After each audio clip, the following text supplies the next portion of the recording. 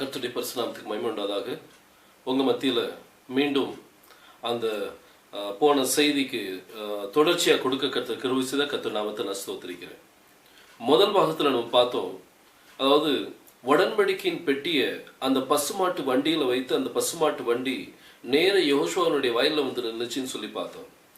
போன இதில் அந்த வண்டி பெத்ஷெமெஸ் போகிற வழி, அந்த பெத்ஷெமெஸ்னா என்ன, கர்த்தருடைய பலத்த துருகம் என்ன, கர்த்தருடைய நாமத்துக்குள்ள அந்த துருகத்துக்குள்ளே அந்த கோபுரத்துக்குள்ள போறதுக்கு நுழையதுக்கான வாசல் எது, இந்த காரியத்தை குறித்து பார்த்தோம். இன்னைக்கு நம்ம பார்க்கக்கூடியது, இந்த வண்டியானது நேர யோசுவானுடைய வயல்ல போய் நின்றுச்சு. அந்த வயல்ல என்ன இருக்குது, அது தலைக்கல் அங்க காணப்படுது. இந்த தலைக்கல்லுக்கும் அந்த பசுமாட்டுக்கும் சம்பந்தம் வரணும் அப்படின்னா, தலைக்கல்லுக்கும் மணவாட்டிக்கும் சம்பந்தம் வரணும்னா அங்க பசுமாடு பலியாகணும் அப்படின்னு சொல்லி நம்ம பார்த்தோம். இன்னைக்கு அது எப்படி பலியாகிறது, பலியாகிறதுனா என்ன, இந்த பலி நம்மகிட்ட இருக்குதா அப்படிங்கிற காரியத்தை குறித்து நம்ம தியானிக்க போறோம். பாருங்க, வாசிக்கலாம். 50ஆம் சங்கீதம் அதுல 5ஆம் வசனத்தை நான் வாசிக்கிறேன். பலியினாலே என்னோடு உடன்படிக்கை பண்ணின என்னுடைய பரிசுத்தவான்களை என்னிடத்தில் கூட்டுங்கள் என்பார்.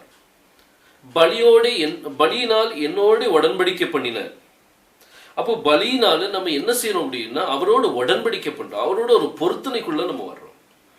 உடன்படிக்கை, அதாவது பொருத்தனை நம்மளுடைய வாழ்க்கையில என்ன செய்யணும், இருக்கணும். பொருத்தனை உள்ள ஒரு வாழ்க்கை, பொருத்தனை உள்ள ஒரு வாழ்க்கை இருக்கும் போதுதான் நம்ம ஜீவ பலியை நம்ம ஒப்பு கொடுக்கிறோம் அப்படின்னு சொல்லி அர்த்தம் வரும். பொருத்தனை அப்படின்னு நம்ம சொல்லும் போது, தமிழ்ல நம்ம பொருத்தனை சொல்றோம், இங்கிலீஷ்ல ஓ அப்படின்னு சொல்லுவாங்க, அதாவது பொருத்தனை பண்ணுகிறது. அதே இதை எபிரேய மொழியில நீங்க பாத்தீங்கன்னா அந்த வார்த்தை வந்து நாதார் அப்படின்னு சொல்லுவாங்க. நாதார், நாதார் அப்படின்னா பொருத்தனை அப்படின்னு சொல்லி அர்த்தம் வரும். இந்த நாதாருக்கும் நம்மளுக்கும் என்ன சம்பந்தம், அதாவது பொருத்தனைக்கும் தலைக்கல்லுக்கும் என்ன சம்பந்தம் அப்படிங்கறத நீங்க பாத்தீங்கன்னா, இந்த நாதாருங்கிற எழுத்து 3 எழுத்து பார்த்துடுங்க, 3 பாகமா பிரிக்கும். ஒன்னொன்னு நா, இன்னொன்னு தா, இன்னொன்னு ரா. இந்த நாதார் அப்படிங்கிறது 3 எழுத்துக்கள் சேர்ந்தது தான் நாதார் அப்படின்னு நம்ம சொல்லுவோம். நா அப்படிங்கிறது எபிரேய வார்த்தையில நூன் அப்படிங்கிற ஒரு உச்சரிப்புள்ள ஒரு எழுத்து, அது விதை அப்படின்னு சொல்லி அர்த்தம் வரும். இன்னைக்கு நம்ம எல்லாம் தேவனுடைய பிள்ளைகள், தேவனுடைய வித்துக்கள், விதைனா வித்துக்கள்.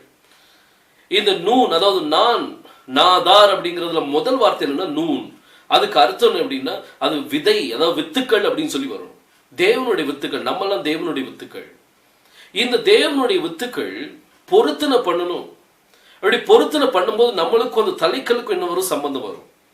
அடுத்தது நாக்கு பிறகு தா வருது. தா என்னது அப்படின்னா, அது எபிரேய மொழியில தேலத் அப்படின்னு சொல்லுவாங்க. தேலத், தேலத் அப்படின்னா அதுக்கு அர்த்தம் வந்து வாசல் அப்படின்னு சொல்லி வரும், வாசல். அப்போ தேவனுடைய பிள்ளைகள், தேவனுடைய விதையானது தலைக்கல்லுக்கும் நம்மளுக்கும் சம்பந்தம் வரணும்னா, பலி பண்ணும்போது, நம்ம பொருத்தனைகள் பண்ணும்போது, விதையானது தேவனுடைய பிள்ளைகளானவன் இவன் என்ன செய்யறான் அப்படின்னா, வாசல் வழியா என்ன செய்யறாங்க, போறாங்க. வாசல் வழியா போகும்போது எங்க போய் சேருவாங்க, இந்த நாதார் அப்படிங்கிறதுல 3 எழுத்து சொன்னேன். நா தா ர. நாங்கிறது நூன், அது வந்து விதை. தாங்கிறது வாசல், தாலத். அடுத்தது ரங்கிறது வந்து ரெஷ் அப்படின்னு சொல்லுவாங்க. ரெஷ், ரெஷ் அப்படின்னா தலை, மனிதனுடைய தலை. இப்போ விதையானது தேவனுடைய பிள்ளைகளானவன் வாசல் வழியா உள்ள பிரவேசிக்கும் போது அங்க என்னத்தை சந்திக்கிறான் அப்படின்னா, தலைக்கல்லாம் என்ன செய்யலாம், சந்திக்கிறான். இன்னைக்கு தலைக்கல்லுக்கும், அதனாலதான் சொன்னேன், தலைக்கல்லுக்கும் உங்களுக்கும் சம்பந்தம் வரணும்னா நீங்க ஒரு பொருத்தனை உள்ள ஒரு வாழ்க்கை, அதாவது எபிரேய மொழியில பாத்தீங்கன்னா நாதார் அப்படின்னு சொல்லுவாங்க, நாதார் உள்ள ஒரு வாழ்க்கை. அதனாலதான் அடிக்கடி திருநெல்வேலி சைட்ல ஏசுநாதர் அப்படின்னு சொல்லுவாங்க. ஏசுநாதர் என்ன, அவர் பொருத்தனை உடைய ஒரு தேவன், பொருத்தனை பண்ணார், நசரேய விரதம் எடுத்தவர். இந்த நசரேய விரதம் எடுத்ததுனால அவர் ஏசுநாதர் அப்படின்னு நம்ம சொல்றோம். நாதர் அப்படின்னா இது 3 எழுத்து சேர்ந்தது, அது பொருத்தனை அப்படின்னு சொல்லி அர்த்தம் வரும். இந்த பொருத்தனை பண்ணும்போது இது எங்க கொண்டு போய் விடுது அப்படின்னு, இந்த பொருத்தனை என்ன செய்யணும் அப்படின்னா, நம்மளை ஜீவ பலியா என்ன செய்யறோம், ஒப்பு கொடுக்கணும். ஒவ்வொரு நேரம் நம்மளுடைய பொருத்தனை உள்ள ஒரு வாழ்க்கை நம்மகிட்ட இருக்கணும். தேவனுடைய பிள்ளைகள் கண்டிப்பா பொருத்தனை பண்ணுவாங்க. அதே சமயம் பொருத்தனை பண்ணிட்டு பின் வாங்கவும் கூடாது. பொருத்தனை பண்ணிடா அது என்ன லாபமோ நஷ்டமோ அந்த பொருத்தனை நீங்க நிறைவேற்றிதான் ஆகணும். சின்ன சின்ன பொருத்தனைகள் பண்ணி பாருங்களேன். பொருத்தனை உள்ள ஒரு வாழ்க்கை வாழும் போது நீங்க தியாகமுள்ள ஒரு வாழ்க்கை வாழுறீங்க. பொருத்தனை பண்றீங்க. கர்த்தாவே நான் 1 மணி நேரம் நான் விழித்திருந்து ஜெபிப்பேன் அப்படின்னு சொல்லி நீங்க பொருத்தனை பண்றீங்க. இந்த பொருத்தனை நீங்க நிறைவேற்றும் போது நீங்க அநேக காரியங்களை தியாகம் பண்ண வேண்டியிருக்கும். உங்களுடைய நேரத்தை தியாகம் பண்ணணும், உங்களுடைய தூக்கத்தை தியாகம் பண்ணணும், இன்னும் அநேக காரியங்கள், உங்களுடைய வேலைகள் நீங்க தியாகம் பண்றீங்க. இப்படி எல்லா காரியத்தையும் தியாகம் பண்ணி ஒரு பொருத்தனை உள்ள ஒரு வாழ்க்கை வாழும் போது உங்களுக்கும் அந்த தலைக்கல்லுக்கும் என்ன வரும்? சம்பந்தம் வரும். நீங்க பொருத்தனையே பண்ணலன்னு வைங்க, உங்களுக்கும் தலைக்கல்லுக்கும், நீங்க தலைக்கல் செய்தி கேட்க தான் செய்வீங்களே ஒழிய, செய்தி கேட்கும் போது ஆமே நல்ல துள்ளுவீங்க, ஓ பெரிய அருமையான செய்தி அப்படின்னு சொல்லுவீங்க. ஆனா உங்களுக்கு அந்த தலைக்கல்லுக்கும் எந்த சம்பந்தமும் இருக்காது.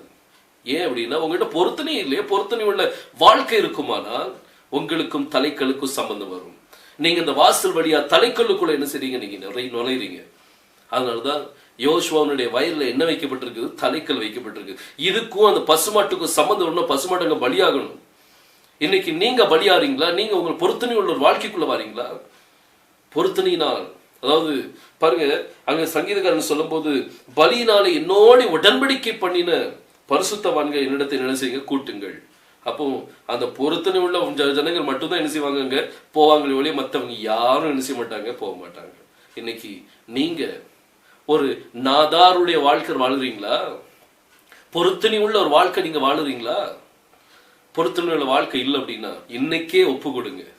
இன்னைக்கு ஒப்பு கொடுத்து, கர்த்தாவே எனக்கும் தலைக்கலுக்கும் சம்பந்தம் வரணும், நான் என்ன ஜீவ பலியை ஒப்பு கொடுக்கணும் கர்த்தாவே, நான் ஒரு பொருத்தனை பண்ணுகிறேன், ஒரு நாளைக்கு 1 மணி நேரமாவது நான் ஜெபிப்பேன் கர்த்தாவேன்னு சொல்லி நீங்க ஒரு பொருத்தனை பண்ணி அதை நிறைவேற்றி பாருங்களேன். கர்த்தர் உங்களை எப்படி ஆசீர்வதிக்காருன்னு பாருங்க. நீங்க சோதனைக்கு உட்படாதபடிக்கு 1 மணி நேரமாவது விழித்திருக்க கூடாதா அப்படின்னு சொல்லி கேட்டார். நீங்க தலைக்கொள்ளுக்குள்ள போகும்போது நீங்க உங்களுக்கு சோதனை வரக்கூடாது அப்படின்னா அந்த பணத்தை துருகத்துக்குள்ள போங்க. அதுக்கு நீங்க போனோம் அப்படின்னா உங்களை தியாகம் பண்ணக்கூடிய ஒரு வாழ்க்கை வேணும், ஒரு பொருத்தனை உள்ள ஒரு வாழ்க்கை உங்களுக்கு வேணும். அப்படி இருக்கான்னு சிந்திச்சு பாருங்க. கர்த்தர் உங்களை ஆசீர்வதிப்பார். இந்த 3வது பாகத்தை நான் உங்களுக்கு கொடுக்கிறேன், சிந்திச்சு பாருங்க. தலைக்கல் உடைய செய்தி சாதாரண செய்தி இல்லை. தலைக்கல் செய்தி நீங்க எவ்வளவோ அவங்க ஊழியக்காரங்க மூலமா நீங்க கேட்குறீங்க. உங்களுக்கு கொடுக்கப்பட்ட ஒரு ஊழியக்காரர்கள் மூலமா நீங்க அந்த செய்தியை நீங்க கேட்குறீங்க. கேட்கறது நல்லது. அந்த செய்தி கொடுக்கிற தாசனை கர்த்தர் ஆசீர்வதிப்பாராங்க. ஆனா அதே சமயம் அந்த செய்திக்கு உங்களுக்கு சம்பந்தம் இருக்குதா? நீங்க கேட்டுட்டீங்க, செய்தி கேட்டீங்க, ஆவே நல்லையான்னு கூச்சல் போட்டீங்க. தலைக்கல் அப்படின்னு சொன்னாலே உங்களுக்குள்ள ஒரு ஆனந்தம் பொங்கி வரும். ஆனா அந்த தலைக்கல்லுக்கு உங்களுக்கும் சம்பந்தம் வரும்னா ஒரு பொருத்தனை உள்ள ஒரு வாழ்க்கை. இன்னைக்கு இப்பவுமே நீங்க ஒரு பொருத்தனை பண்ணுங்க. இந்த செய்தி கேட்கும் பொழுது ஒரு பொருத்தனை பண்ணுங்க. கர்த்தாவே நான் 1 மணி நேரமாவது நான் ஜெபிப்பேன் கர்த்தாவே.